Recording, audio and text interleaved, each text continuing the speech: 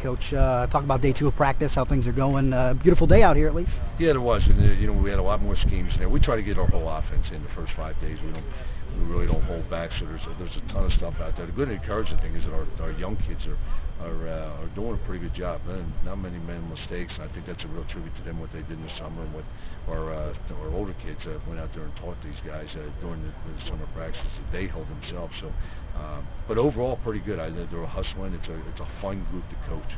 Of course, the defense maybe needs some time to gel, but they seem pretty amped up, at least early on here. Is that because it's early in camp, or you feel like they're gelling? No, I think they got a little chip on the shoulder. I think the other thing is we put some pressure schemes in, which is probably pretty early. To go in camp, we put them in the second day. We want these guys flying around and feel real good and coordinating the defense. And I think they look pretty good so far. Of course, it's only helmets, and we'll tell on Saturday. But so far so good.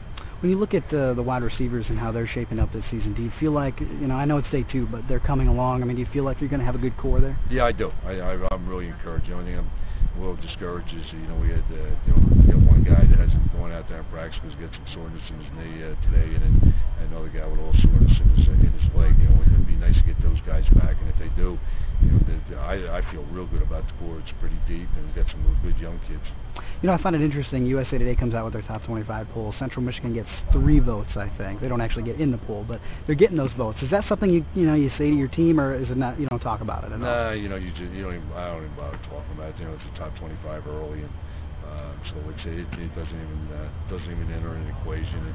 And, I tell the kids, sure, it's a big game, but at the same time, if we don't take care of what's going before that game, we don't.